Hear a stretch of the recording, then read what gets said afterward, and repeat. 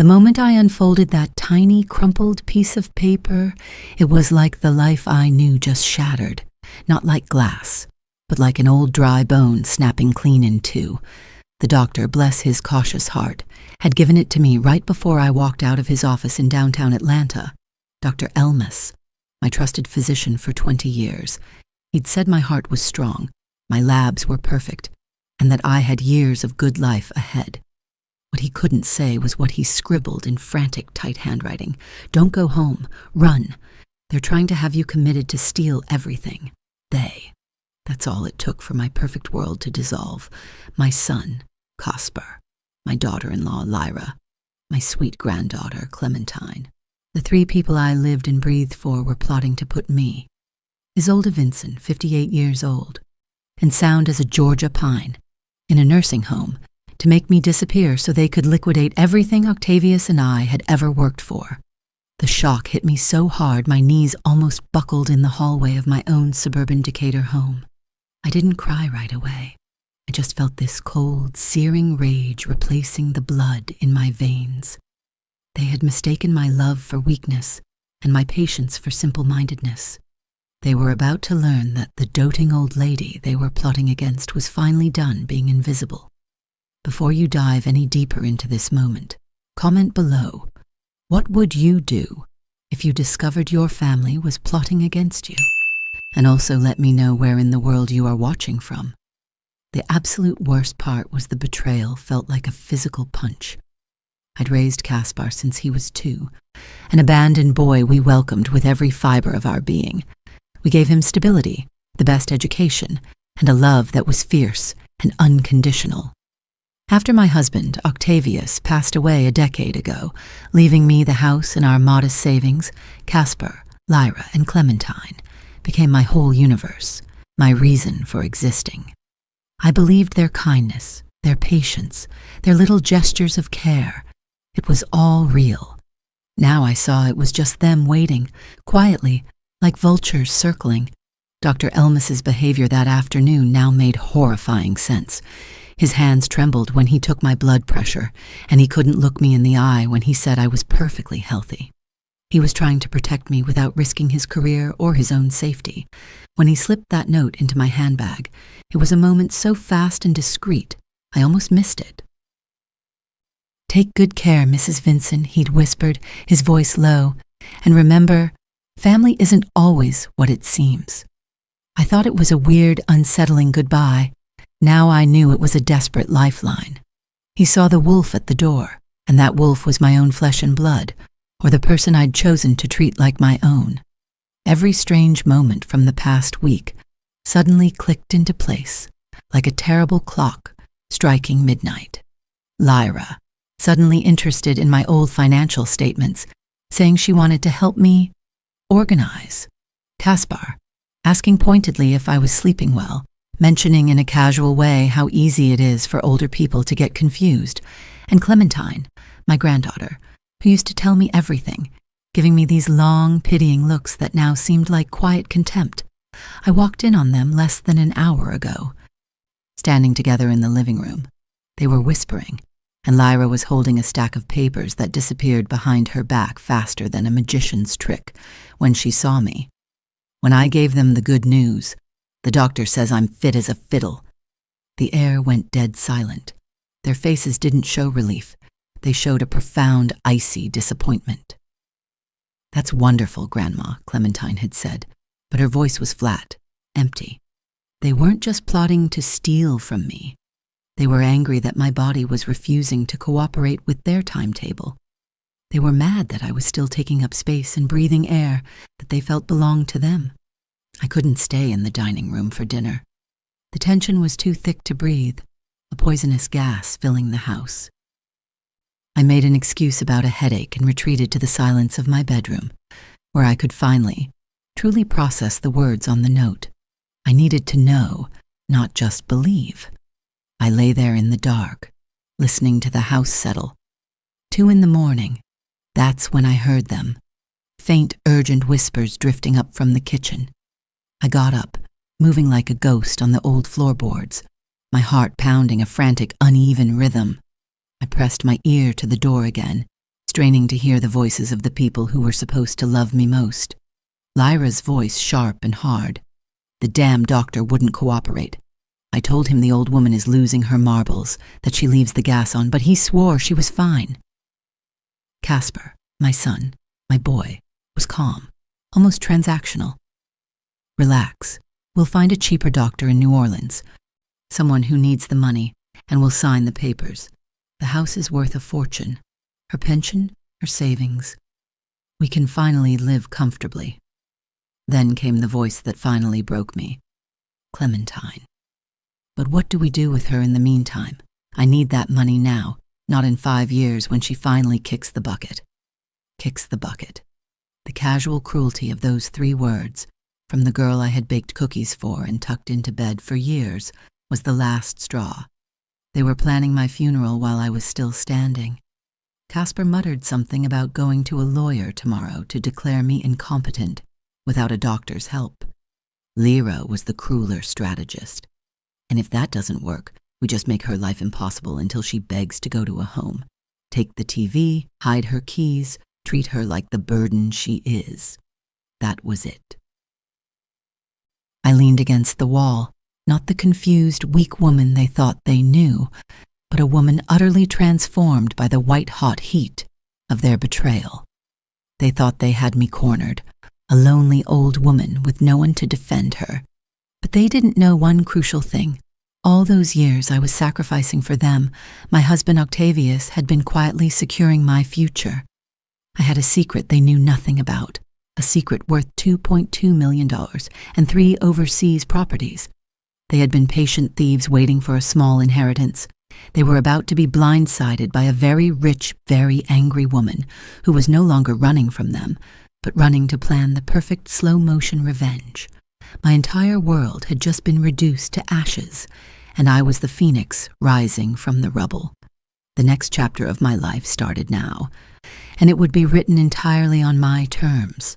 I stayed frozen by my bedroom door, my breath tight and shallow, until the last whisper of their voices faded away. Lyra's sharp, cruel laughter. The sound of 3 people bonding over my destruction was the final, searing memory. Casper's weak, "We need to act fast," had cut me deeper than any of Lyra's insults.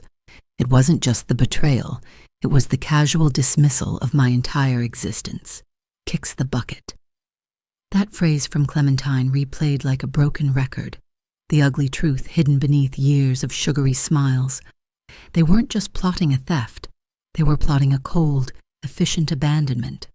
I finally pushed myself off the wall, my legs shaky but my resolve rock solid. There were no more tears left.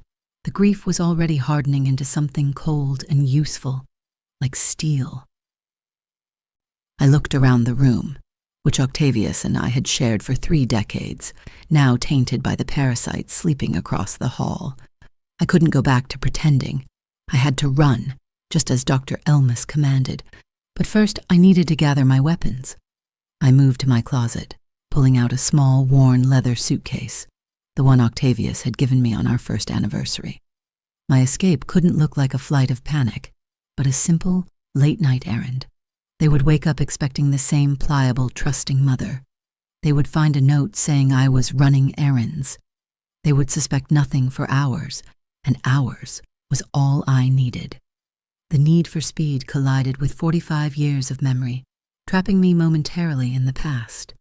My mind went back to the day Octavius and I drove to the children's agency. We were in our early 20s, heartbroken after years of failed attempts to have our own child. We weren't rich, but we had an abundance of love that had nowhere to go. And then we saw him, 2-year-old Caspar, sitting alone in a corner, drawing fierce, wobbly stick figures. He had eyes like dark olives, huge and quiet. The social worker explained he was nonverbal, shy, and had been through too many temporary homes. But when he looked up at me, he didn't see a stranger. He simply held out one of his drawings. In that instant, every painful fertility treatment, every tear I'd shed over my empty womb, vanished. He was mine. Octavius squeezed my hand, a silent promise. When we brought him home to our little house outside Atlanta, It was the greatest day of our lives. I quit the small accounting job I loved. I gave up the evening classes I was taking. I canceled the monthly book club. Caspar became my sole profession, my obsession, my entire world. I taught him to read, taught him to trust, taught him that love was the safest thing in the universe. I never, for a single second, regretted that sacrifice. It wasn't a choice, it was destiny. That unconditional, all-consuming love was the foundation they were now trying to torch. The years melted away, and my life was a silent testament to devotion. While Octavius worked long, unpredictable hours in his construction management role, I was the constant, the solid ground beneath Caspar's feet. School plays, scraped knees, agonizing teenage heartbreaks. I absorbed them all. When he met Lyra in college, she was sharp, ambitious, and seemed genuinely bright. I embraced her instantly, treating her not as a daughter-in-law, but as the daughter I never had. I bought her first decent handbag, paid for half of their wedding, and when Clementine was born, my heart simply doubled in size. I gave them our garage apartment, then opened up the main house when they had financial trouble. I became the invisible, reliable background presence, the one who cooked, cleaned, and watched the children, all so they could pursue their careers and their lives. I didn't complain. I thought that was what family did.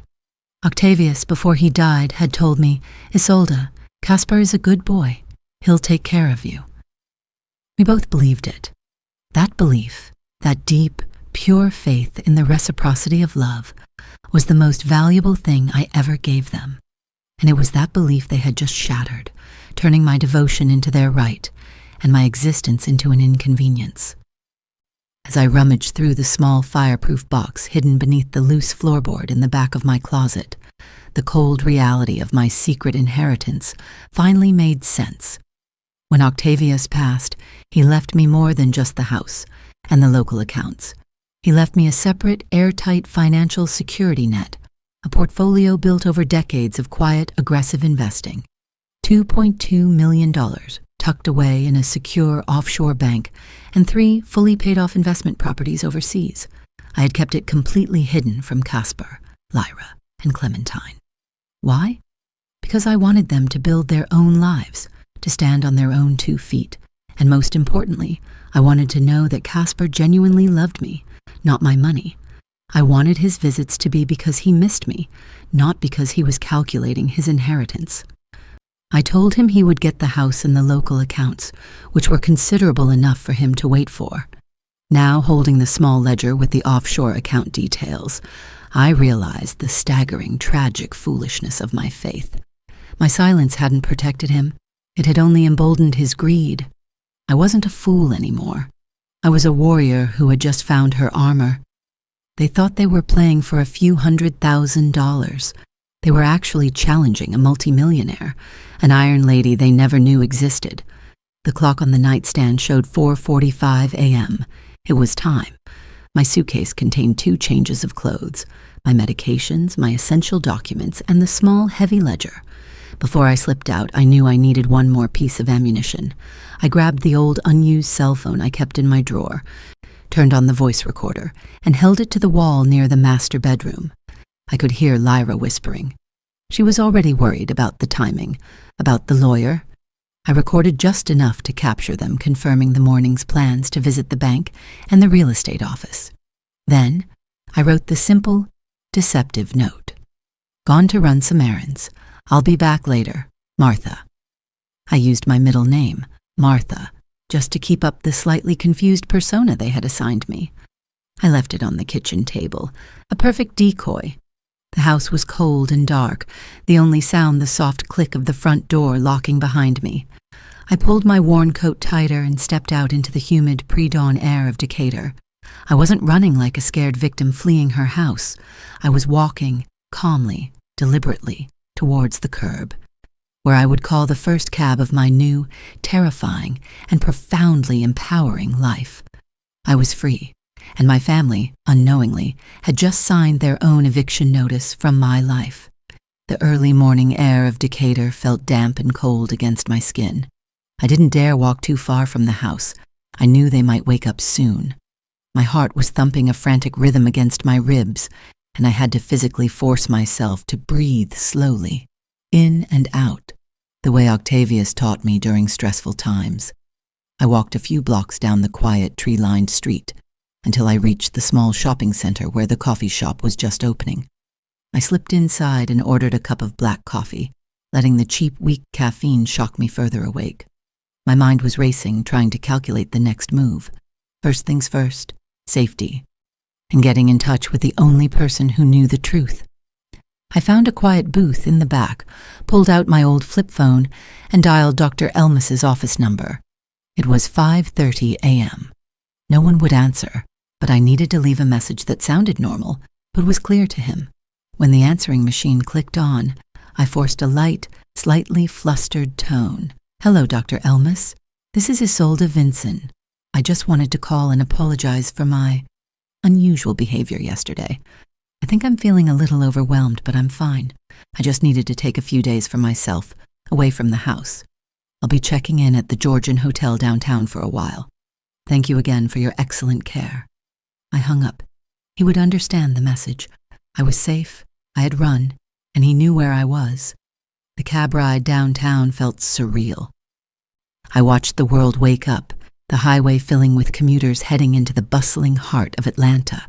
They were all rushing to their jobs, their routines, their predictable lives. Mine had just been blown to smithereens, and yet I felt strangely alive. I checked into the city's most elegant old-school establishment, the Grand Reserve Hotel, choosing it for its high security and discretion. The marble lobby and quiet professionalism of the staff felt like a protective shield. When the receptionist, a young man with kind eyes, asked if I needed help with my small suitcase, I almost laughed. He had no idea I was checking into this palace to launch a war against my own family. I paid for a week up front, using the first bank card connected to my local savings. I needed to drain that account before Lyra and Caspar could get to it.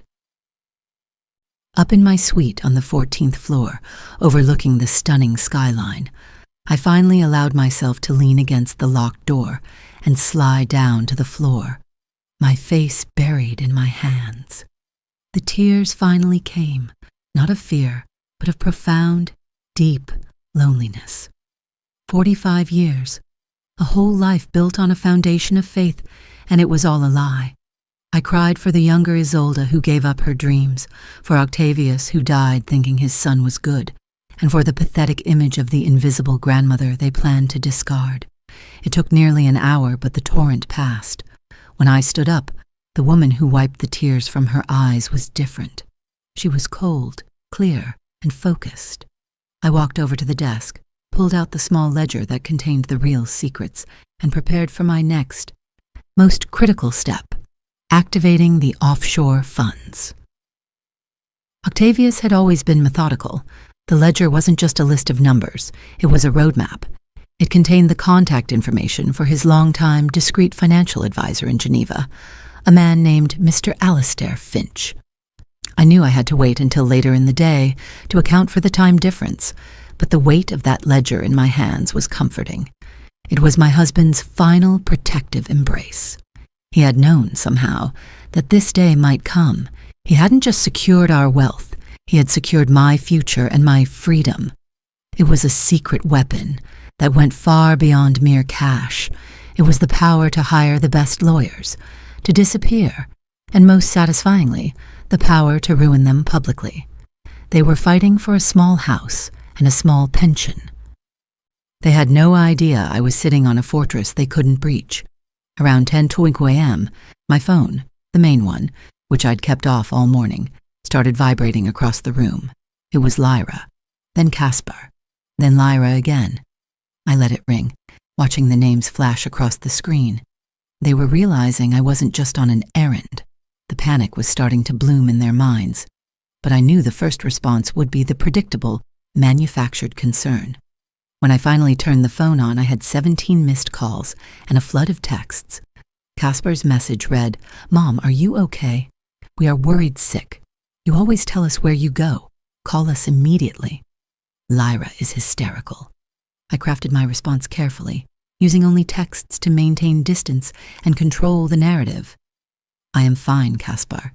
Taking a much-needed retreat, I told Dr. Elmas my location. I'll call you when I'm ready to talk. Don't worry. Love, M. Using M for Martha, keeping up the slight confusion charade. The word retreat was key. It implied I was making a choice, not fleeing in terror. The mention of Dr. Elmas would send a shiver down their spines, reminding them that an outsider already knew they were seeking a second opinion about my mental state. The power shift had begun. Later that morning, I finally placed the call to Geneva. Mr. Finch was everything Octavius had promised. Discreet, professional, and entirely unflappable. When I used the code phrases Octavius had taught me, Mr. Finch's tone immediately shifted to quiet respect. He confirmed that the accounts and properties were secure, and that all funds were immediately accessible to me, the sole signatory. Mrs. Vincent, he said, in his crisp European accent, it is a pleasure to finally hear from you. Your husband was always very particular about this portfolio, stating it was for your absolute uncompromised security. I can assure you the funds are vast and entirely private. Hearing the numbers confirmed, the $2.2 million, the properties in Europe and South America, it didn't feel like money. It felt like leverage. I was holding a nuclear device, and my family was still fighting over a rusty kitchen knife. The next step was finding a lawyer powerful enough to match my new arsenal. I knew exactly who to call in Atlanta, the firm of Montgomery and Associates, known for handling the city's most complex white-collar crime and high-stakes family litigation. I wasn't just Isolde Vincent anymore. I was a client with infinite resources and a desperate need for justice. I knew I couldn't walk into a top-tier law firm like Montgomery and Associates, looking like a distressed grandmother who had just fled her home. I spent the late morning preparing for the meeting, not just by dressing in the most professional outfit I'd packed, but by mentally rehearsing my story. I needed to present myself not as a victim, but as a strategic investor seeking protection for her assets from criminal conspirators. This shift in mindset was everything. The receptionist at Montgomery and Associates, located in a gleaming skyscraper overlooking the city, gave me the respectful, slightly cautious attention usually reserved for people who can spend millions without blinking. I was taken directly to the corner office of Dr. Graham Montgomery, a sharp-eyed man in his late 50s with a reputation for merciless litigation. He looked exactly like the expensive, dangerous lawyer I needed, polished, skeptical, and completely focused on the dollar sign. I didn't waste time with small talk. I laid my small ledger, my local bank statements, and Dr. Elmas's crumpled note on his massive mahogany desk. Dr. Montgomery, I began, my voice steady. I am here to stop a criminal conspiracy that involves my son, daughter-in-law, and granddaughter. They are attempting to have me declared mentally incompetent to seize my assets. I watched his face. The skepticism was melting, replaced by a flicker of professional interest. My current local assets amount to this house and about $50,000 in savings, I continued, pointing to the local statements. However, I paused, letting the weight of the moment sink in. My private, entirely separate assets, which my family is unaware of, include $2.2 million in liquid funds and approximately $1.5 million in overseas properties. I need complete legal protection, an injunction against all three of them, and a strategy to prosecute them for conspiracy, elder abuse, and attempted fraud. I am prepared to pay whatever it takes. I saw the change. The flicker of interest turned into a blazing fire of commitment. He adjusted his expensive tie, the ghost of a predator's smile touching his lips. He was no longer looking at a potential victim. He was looking at a war chest. I then played the recording I had managed to capture that morning, where Lyra and Caspar discussed needing to act fast and getting a lawyer to start the incompetency papers. When the lawyer heard my son's calm voice planning to take away my life, his face hardened.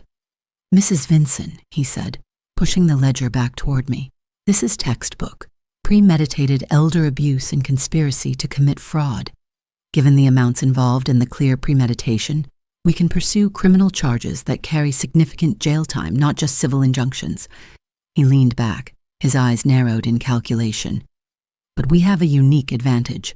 They have spectacularly underestimated you. They believe they are fighting a defenseless woman for a small fortune. We will let them continue to believe that.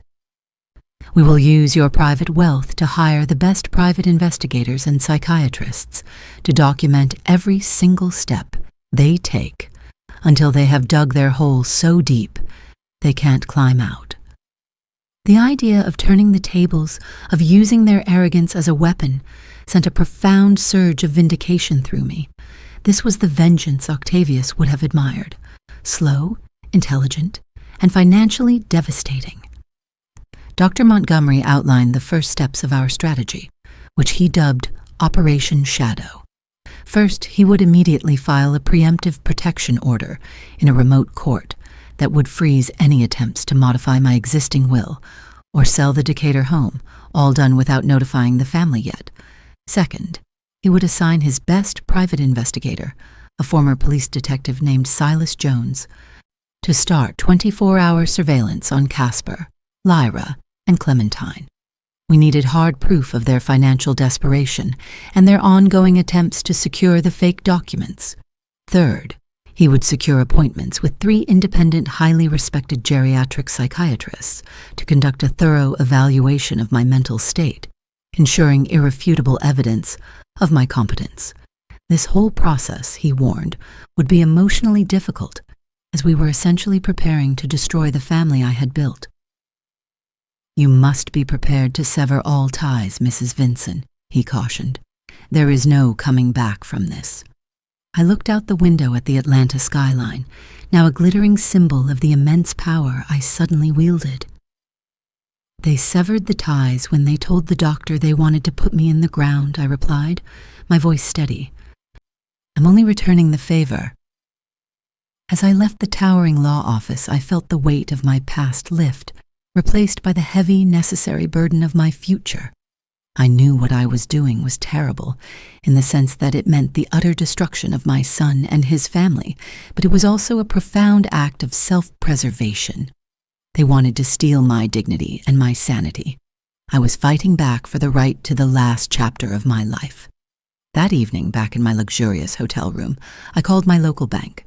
I spoke to the manager, using my old familiar voice, asking to withdraw a large sum of cash, claiming I was going on a long, unexpected trip. The manager, familiar with me for years, obliged with only mild concern. I didn't need the money, but I needed it out of the bank. If they were to check my local accounts, they would see a quickly emptying vault, confirming their belief that they needed to secure my assets, and thus pushing them deeper into their fraudulent plans. I was feeding the monster just enough rope to hang itself. The game had begun, and for the first time in years, I was the one setting the rules. The silence of my hotel suite was broken only by the incessant buzz of my old phone. Caspar and Lyra were transitioning from worried family to panicked conspirators. Their messages had shifted from pleas to thinly veiled threats. "Mom, this erratic behavior is not normal. We are worried about your health if you aren't taking your medication. Please come home immediately." The word erratic was a planned jab, a verbal landmine they were planting to build their case. I blocked their numbers, silencing the digital noise, needing a clear head for the painful truths I was about to face. Dr. Montgomery had assured me that Silas Jones, the private investigator, was already in the field. I was waiting for his first report, and I knew it would be a reckoning. I spent the day reading the reports from my 3 independent psychiatric evaluations, all confirming what I knew: no signs of cognitive decline or impairment, alert, oriented, and mentally sharp. The documents were clinical proof that my family's entire premise was a lie. The call from Silas Jones, the PI, came late that afternoon. His voice was gravelly and professional, delivering devastating truths with chilling detachment. "Mrs. Vinson, we have significant findings already. Your daughter-in-law, Lyra, has been busy for months. We discovered 5 separate credit cards opened in your name over the last 6 months. Total accumulated debt is $43,000. My chest tightened. I knew they were thieves, but the sheer scale of the theft was a gut punch. The purchases range from luxury items to high-end restaurants in Savannah, and most significantly, a week-long rental car and accommodation in the Florida Keys last month. The memory hit me with sickening clarity. That entire week, Lyra had been tearfully telling me she was traveling with Caspar to care for her terminally ill mother in South Carolina. I had even given them cash for the emergency travel. They weren't nursing a dying relative. They were vacationing on my stolen credit, enjoying a lavish life built on my impending ruin. I hung up the phone and walked to the panoramic window, staring out at the vibrant Atlanta cityscape. The city was full of people living their lives, unaware of the small, personal war being waged in the shadows. The sheer indignity of it, the level of calculating malice, filled me with a cold, righteous fury. They weren't just plotting a future crime. They had already been quietly consuming me for months. That stolen trip, paid for with a fraudulent card in my name, was the physical manifestation of their contempt. They saw me as a bottomless resource, a mark whose identity they could borrow, use, and discard. The money was painful, but the humiliation was worse. I had sat in this house, offering quiet support, while they used my name to build a fantasy life thousands of miles away. It solidified my resolve. This wasn't just about my money anymore. This was about justice for the 58-year-old woman they had tried to erase. They needed to pay for every lie, every stolen penny, and every moment of emotional agony.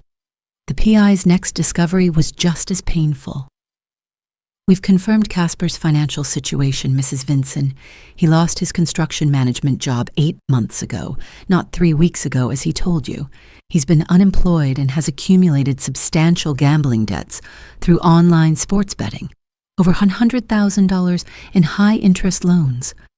My son, the boy I had worked tirelessly to raise with honesty and stability, was a compulsive gambler, living a double life and supporting his habit with my savings. The shock was deeper, more personal. Lyra's theft was greed. Casper's deceit was a fundamental character failure, a slow-motion collapse I hadn't seen because I was too busy being the perfect invisible mother. It wasn't just his lack of inheritance that drove him. It was his desperate, drowning need for a quick financial fix, and he saw my health as his last, best winning lottery ticket. The knowledge of his downfall felt heavier than all the money combined. I needed air. I walked out of the suite and took the elevator down to the hotel's secure fitness center. I put on a pair of sneakers and found a stationary bike, pumping my legs with furious, determined energy. My body was fine, my mind was sharp, and my resolve was unbreakable. They were desperate, financially ruined, and their desperation was driving them to make huge, traceable mistakes. I was healthy, wealthy, and had the best legal and investigative team in Atlanta.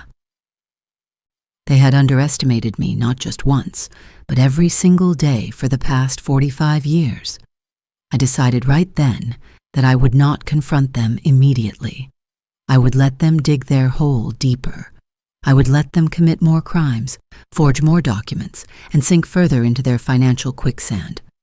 I would give them just enough time to feel entirely secure in their awful plan, and then I would pull the rug out from under them in the most public, devastating way possible.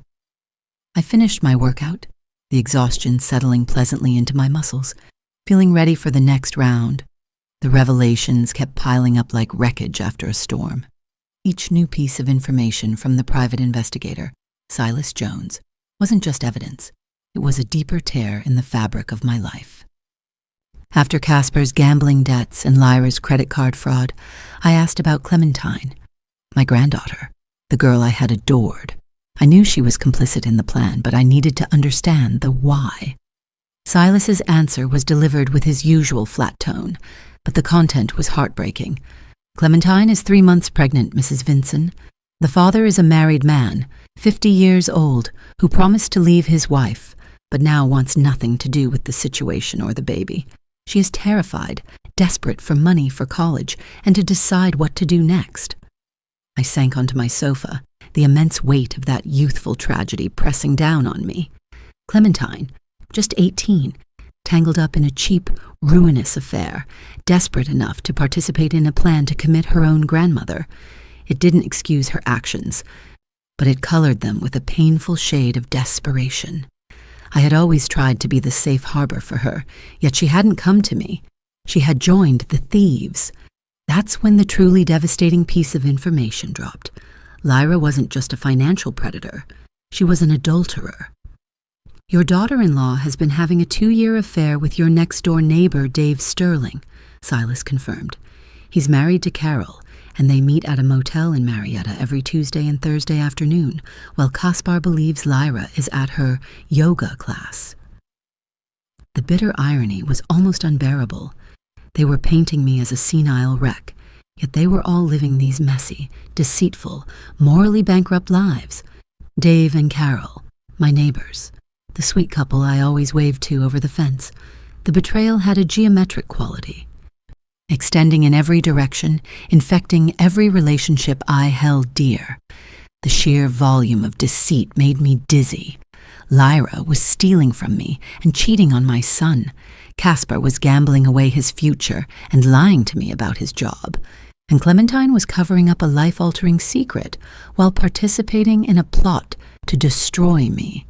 Their entire family unit was a house of cards built on my perceived stability and money. They weren't evil geniuses, they were desperate, broken people who saw me as their only easy escape route. This wasn't just about winning a lawsuit. It was about exposing a rot that had been growing in my adoptive son's heart for years. The realization that I was the most honest, grounded person in their little drama, despite their attempts to paint me as the crazy one, filled me with a strange sense of clarity and empowerment. I was the anchor they thought they could cut loose to save their sinking ship, but they were about to discover I was the captain, and the ship was about to turn on them. I spent the evening burning the old, invisible Isolde away. I called the city's most exclusive salon, the kind of place I would never have entered when I was still the invisible grandmother, and booked a full overhaul. I had always worn my hair in a conservative soft bob, dressing in muted colors that allowed me to fade into the background. Now, I demanded change. I went through my small travel wardrobe, tossing out the beige and gray. The next day, I took a cab to the most high-end boutique in the Buckhead district. I bought clothes that spoke of confidence and command, an elegant black dress that fit perfectly, a vibrant emerald green suit, and a sharp-tailored crimson blouse. These weren't clothes, they were armor. They were visual statements that screamed, I am here, I am important, and I am in control. I looked at the price tags and didn't flinch. This was the money Octavius intended for my security, and using it for this transformation felt like the most profound form of investment. The stylist, a young, vibrant woman named Serafina, worked on my hair for 4 hours. As she swept away the dull color and shaped my locks into a modern, textured cut with silver highlights that framed my face. We talked. I told her the superficial version of my story, a major life change, a necessary rebirth.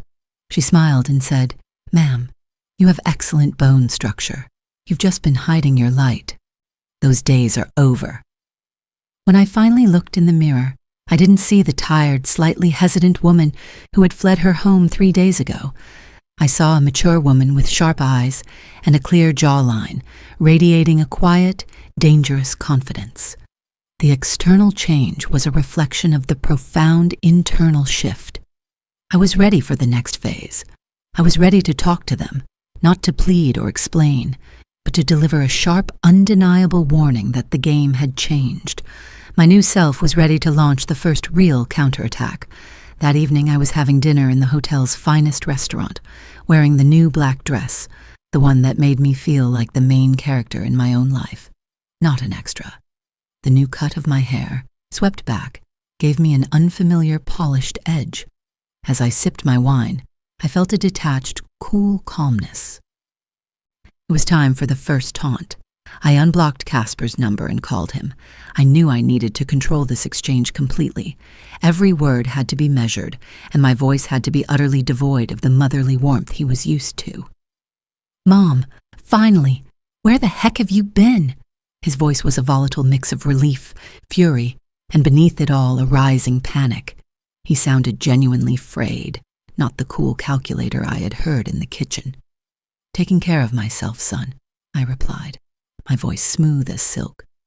You know, I hadn't taken time for myself in years. It's been very revealing. The pause I left after revealing hung heavy in the air. A day for yourself? You just disappear like this? We're your family. We have a right to know where you are. The word right was the trigger.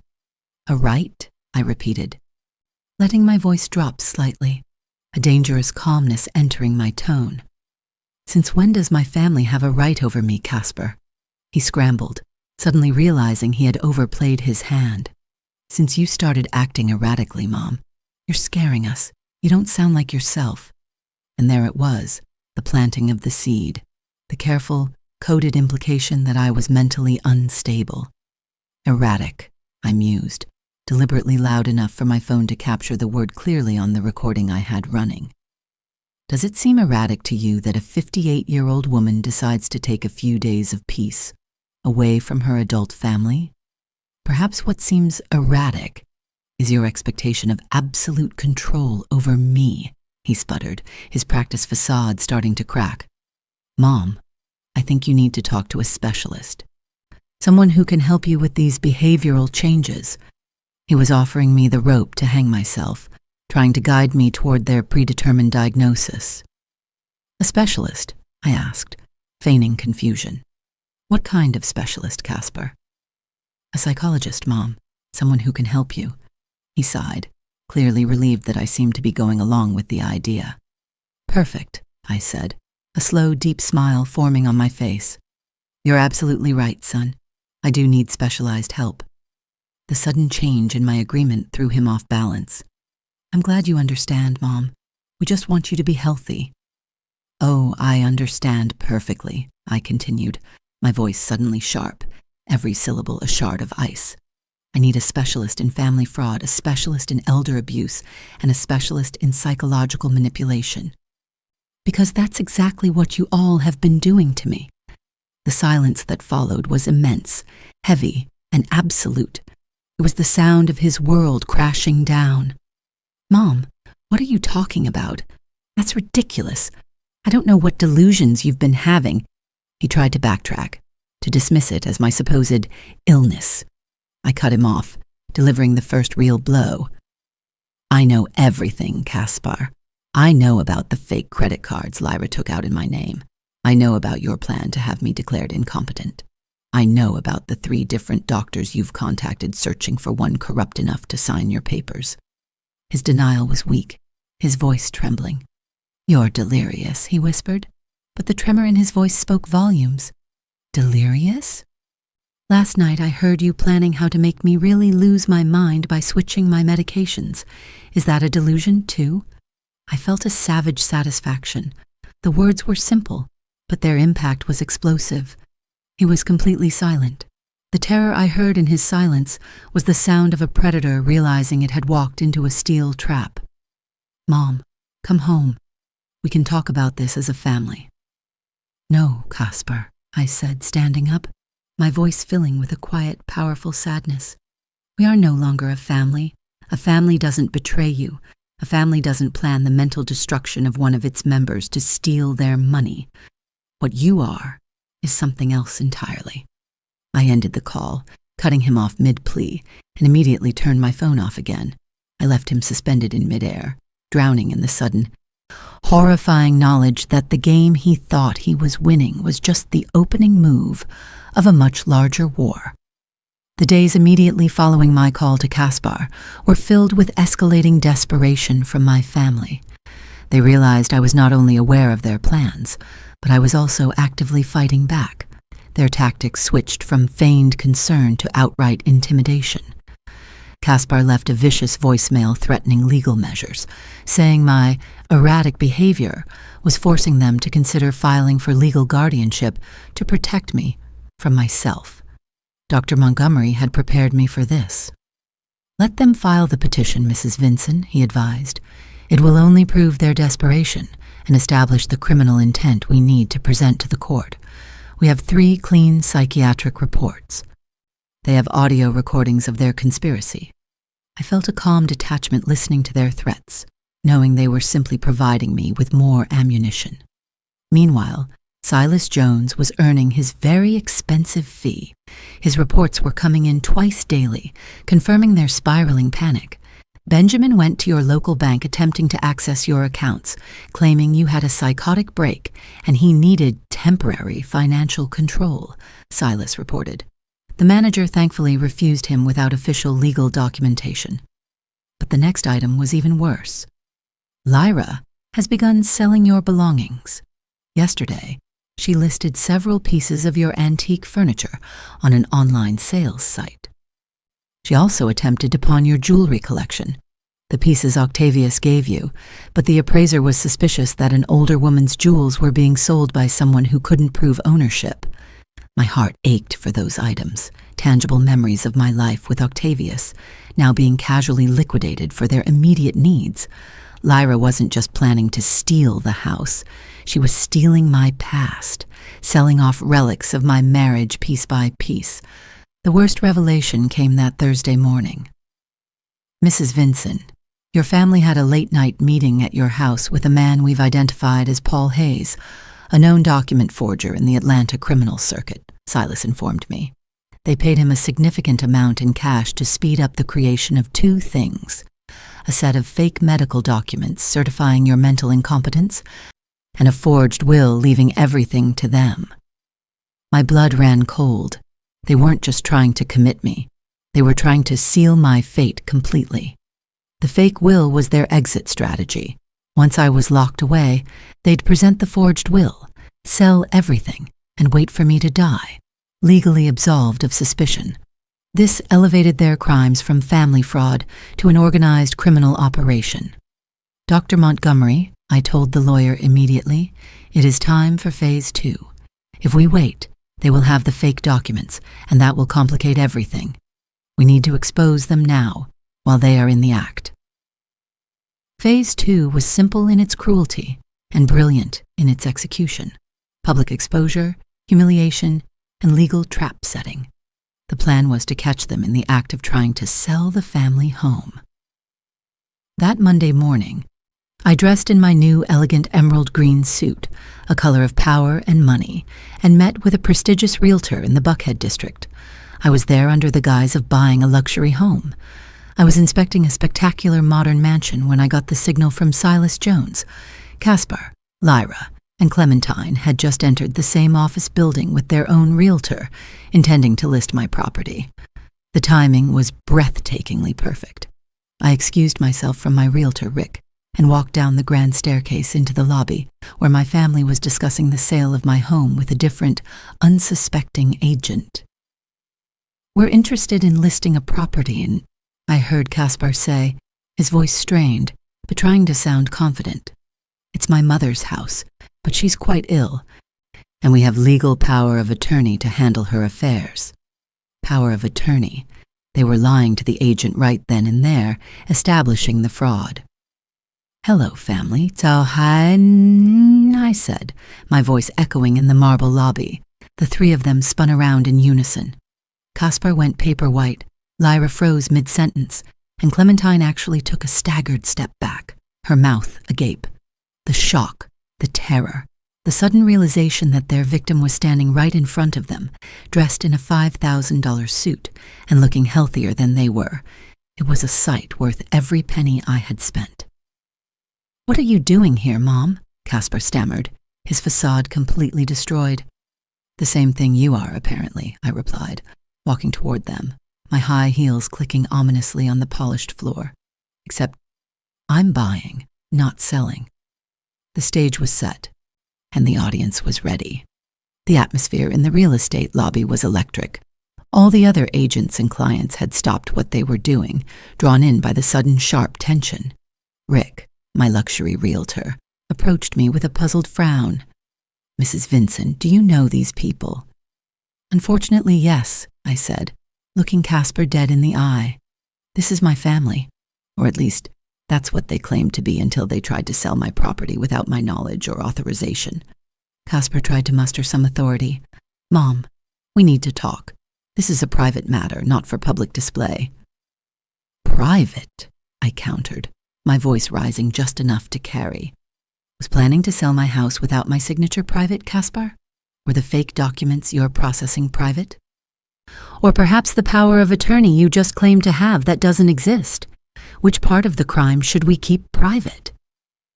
The agent Caspar was speaking to looked utterly mortified, shuffling his papers awkwardly. Lyra, meanwhile, began to cry hysterically, but they were the tears of a cornered animal. "She's not right in the head. She's confused," Lyra screamed, pointing a shaking finger at me. "I'm not right in the head?" I repeated, turning to Rick and the gathered crowd. "Is that why I'm standing here, buying $1 million house with my own, very real money, while my son and his wife are here trying to illegally liquidate the only asset they thought I had?" I pulled out my phone and dialed Dr. Montgomery. "Doctor, I'm at the Richardson Associates Realty office. My family is here attempting to sell my property, claiming to have legal authority. Could you send someone immediately to document this attempt at fraud?" The simple command, delivered with total composure, was more damning than any shouting. I looked at Clementine, who was standing a little behind her parents, her face pale with shock and shame. I didn't say anything to her directly, but my silence was its own accusation. Caspar tried one last time to reach me, his hand reaching out. "Mom, this is a terrible misunderstanding. We can solve this at home." "There is nothing left to solve at home, Caspar," I said, taking a deliberate step back. "You destroyed the home when you decided my life was an obstacle to your financial comfort. Then I delivered the killing blow. Stealing my money with fake credit cards was for my own good. Planning to hire a document forger to fake my medical history and my will was for my own good? No, that was for your greed." The accusations hung in the air, forcing gasps from the onlookers. I knew I had to expose the worst of it, the mental destruction.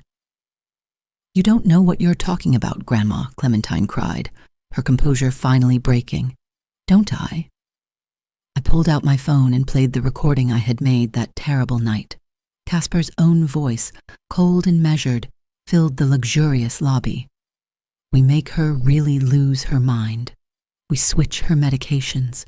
We hide her things. We tell her she did things she didn't do. In a month, any doctor will certify that she's mentally ill." The effect was immediate and devastating. The silence that followed was suffocating, broken only by Lyra's sharp, panicked shriek. "That recording is illegal," she yelled, stumbling backward. "Not in this state, when it's recorded to prevent a crime being planned," I corrected her calmly, the law firm's lawyers walking through the front door at that exact moment. They confirmed to the entire office that Caspar and Lyra had absolutely no legal authority over my person or my property. I walked out of that building, leaving my shattered family standing in the center of their ruined reputation. The shame on their faces was the first taste of justice. Lyra and Caspar followed me to the street, their pleas alternating with furious insults. "You're a bitter old woman," Lyra screamed at me as I opened the cab door. "You used Caspar to fill your emptiness." "The only emptiness I feel," I said, leaning out the window, "is the one where my son's heart was supposed to be. And you, Lyra, should go check on Dave's wife, Carol. She might want to know where her husband is on Tuesday and Thursday afternoons." Lyra's face drained of all color. The cab pulled away, leaving them screaming on the curb of an Atlanta street. The public humiliation was complete, but the war was far from over. I needed to ensure they couldn't escape the legal consequences of their increasingly reckless actions. That afternoon, Dr. Montgomery called me, his voice barely containing his excitement. "Mrs. Vinson, your family has made a critical career-ending mistake. In their desperation after the real estate fiasco, they went straight back to the document forger, Paul Hayes, and paid him $50,000 in cash, stolen money, I might add, to accelerate the fake will and medical documents." I felt a brief surge of terror at their recklessness, but Dr. Montgomery's next words erased it completely. "Paul Hayes is an FBI informant. He's been working with federal authorities to dismantle a large fraud ring. The moment Caspar and Lyra handed him that money, they were audio and video recorded. They are no longer just being investigated for family fraud. They are now under federal investigation for conspiracy to commit document forgery and elder abuse. The sheer, staggering luck of that connection was almost unbelievable. Octavius's final, hidden gift, my wealth, had put me in touch with the best resources, and now my family's greed had delivered them directly into the hands of the FBI.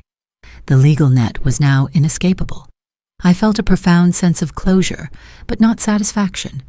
Justice, yes, but at the cost of my family. I knew, however, that the private, quiet justice of the courtroom wouldn't be enough for the woman I was now. I needed to control the narrative. I needed to show the world what they had done, not just for my own sake, but for every elderly person who had been silenced.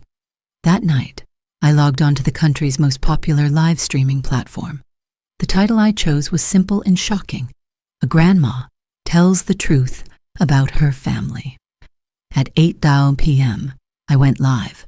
I wore a simple blouse, sitting in front of a neutral wall in my hotel suite, and looked directly into the camera. My voice was calm, clear, and intensely honest. Good evening. My name is Isolde Vinson. I am 58 years old, and tonight I'm going to tell you a story that might change the way you look at your own family. I started from the beginning. Casper's adoption, the decades of love, Octavius's death, Dr. Elmas's note, the discovery in the kitchen. I didn't exaggerate or use dramatic language. I simply laid out the facts, the deep, raw, emotional truth of the betrayal. I shared snippets of the audio recordings and the evidence of the fraudulent credit cards. Within 20 minutes, the viewer count soared past 5,000, and the comments were an overwhelming wave of support and shared anguish. You are a warrior, Mrs. Vinson. My grandmother went through the same thing. Sue them for everything. Then, the unthinkable happened. My phone vibrated with a live incoming call. It was Clementine. I put the call on speaker, ensuring that thousands of viewers could hear every word. Grandma, please turn off this stream, she pleaded, her voice choked with sobs. You're ruining our lives. The whole school is watching. Ruining your lives? I repeated, my voice even and deadly calm. Don't you think you all ruined mine first? How do you think I felt when you planned to have me committed to a home, declared mentally unfit, and stole all my money? Clementine was hysterical. That was never going to happen. We were just exploring options. Exploring options? I shouted, losing my composure for the first time on camera. I raised you since you were a baby. I took care of you when you were sick, and you stood by smiling while your parents planned to destroy my mind. The viewing numbers exploded past 10,000. Clementine finally broke, her voice tiny and broken. Grandma, I need money for college and for other things. The other things, her pregnancy. The revelation hung heavy. You thought I was your personal bank. Olivia? You thought you could conspire to drive me crazy and then use my stolen money to pay for your education. When she couldn't answer, I delivered the final private blow for the whole world to hear. I know everything, Clementine, everything, including things about you that your parents don't even know. She gasped, and the line went dead.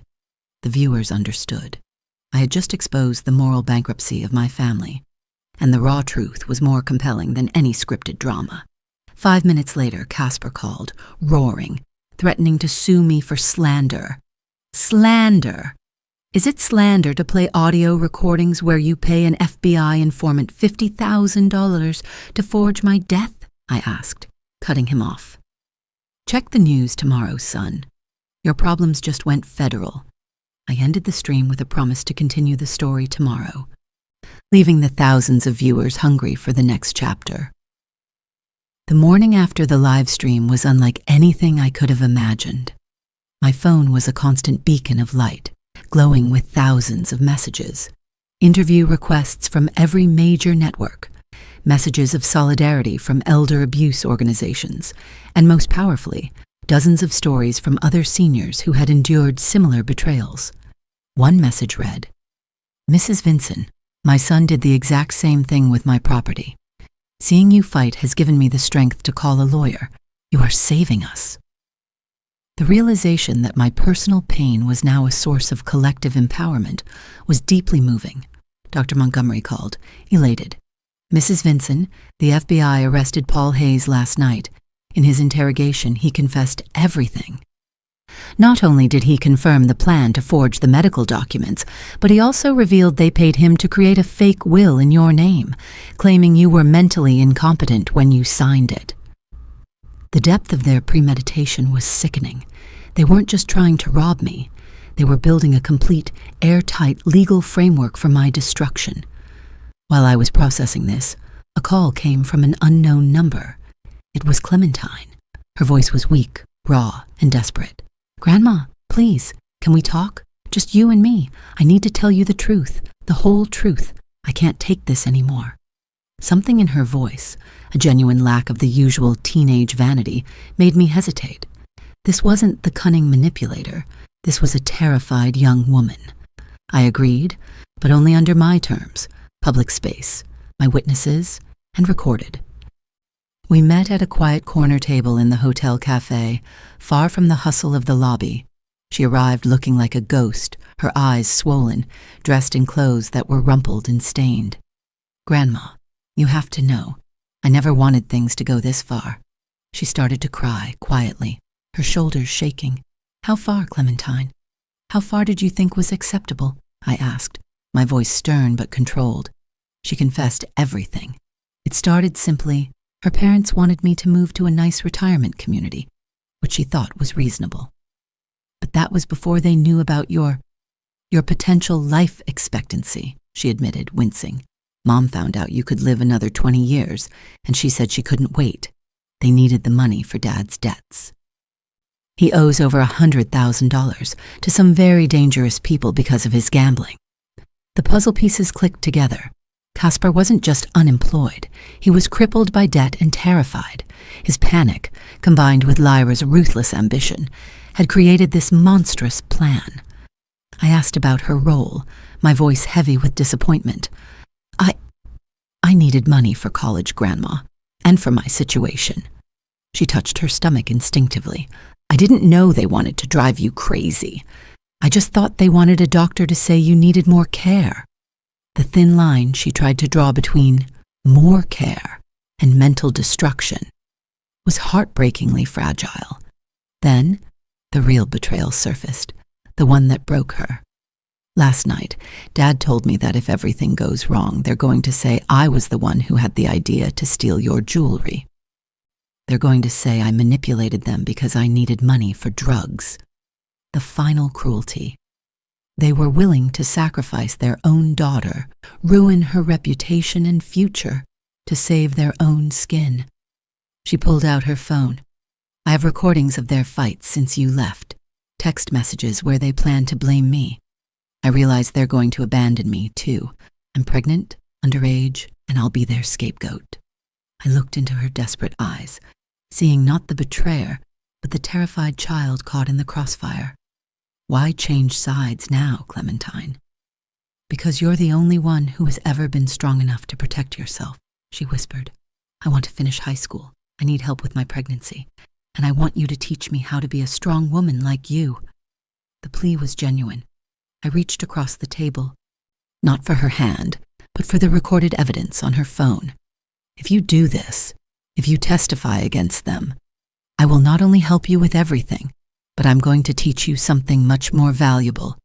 Real family is not defined by blood, but by loyalty, respect, and genuine love." She nodded, tears streaming down her face. I took the phone. The evidence secured. The alliance was formed. Caspar and Lyra were about to discover that they had not only lost their victim, but they had armed my new, most crucial witness. The day of the trial arrived with the cold, clear light of an Atlanta morning.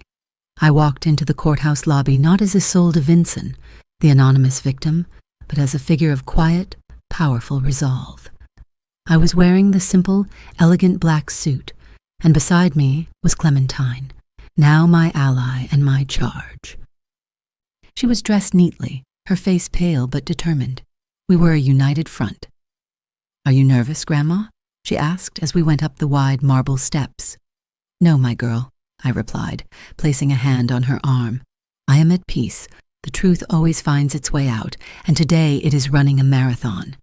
The courtroom was packed. My story, thanks to the live streams, had become a national example of elder abuse and betrayal. When I saw Caspar and Lyra at the defense table, they looked like strangers. They were gaunt, exhausted, their arrogance replaced by sheer terror. They were staring down the barrel of federal charges. The prosecution presented the case ruthlessly, detailing the credit card fraud, the failed attempts to access my money, the conspiracy with the FBI informant Paul Hayes, and the recordings. But the moment the atmosphere truly changed was when Clementine took the stand. With a firm, unwavering voice, she narrated every single conversation, every plan, every betrayal, and most damningly, the moment her parents decided to throw her under the bus as the scapegoat. Her testimony was the sound of a daughter choosing morality over lineage, and several members of the jury openly wiped their eyes. The defense tried to discredit her, calling her a pregnant, desperate teenager lying for money, but Clementine held her ground with dignity. "I'm telling the truth because it is the right thing to do," she stated clearly. "There's a difference." When it was my turn, I took the stand, feeling the weight of the past 45 years settle on my shoulders. "How did you feel when you discovered your family's plans?" Mrs. Dama Vincent, the prosecutor asked. "I felt like I had lived a lie for 45 years, I replied, looking directly at Caspar. "They didn't just betray me. They made me question every moment of love I thought we shared. They made me feel like I was nothing more than an obstacle between them and their greed." My voice was quiet, but it commanded the room. "And how do you feel now?" "Now I feel free," I said, a deep, genuine feeling of lightness settling over me. Free from the obligation to love people who never truly loved me. Free to live the rest of my life on my own terms. The defense attorney tried to spin my wealth against me, suggesting I was a vengeful millionaire, but I refused to take the bait. My wealth does not justify conspiracy, stealing my identity, or plotting my mental destruction, I concluded. I am fighting for my dignity, not just my money. The jury took only 2 hours. The verdict was unanimous. Guilty on all counts. Caspar received 12 years in federal prison for conspiracy, fraud, and elder abuse. Lyra received 10 years for the same charges, plus identity theft. When the judge read the sentence, Lyra collapsed, weeping hysterically. Caspar merely stared at the ceiling with an empty, destroyed expression. Legal justice was served, but the real justice, the one that mattered to me, was already unfolding. 6 months later, I bought a beautiful sunlit house on the outskirts of Savannah, Georgia. It's smaller than the old place, but it has a lovely garden where Clementine and I spend our afternoons. Clementine finished high school with honors, decided to keep the baby, and is now attending law school, specializing in elder protection, a cause she learned about firsthand. "Grandma," she asked me recently as we planted roses, "do you ever regret adopting Dad?" I paused, looking at the fresh new growth on the vine. "I don't regret adopting him," I replied, the emotion catching in my throat. "I only regret not understanding sooner that kindness should never be practiced at the cost of your own self-destruction. I learned that real family is defined by loyalty and respect, not blood or shared years. And I learned that it is never too late to start over. At 59, I am finally living the fullest life I've ever known. I travel, I volunteer, and I have a genuine loving relationship with Clementine, the daughter of my heart. Caspar and Lyra have tried to contact me from prison, but their letters go straight into the trash, unopened. Some doors, once closed to protect your soul, should never be opened again. I am thankful every night for Dr. Elmas, for my own inner strength, and for finally having the courage to write my own perfect, empowered ending. If you or someone you know is a victim of elder abuse, please know you are not alone. Justice is possible.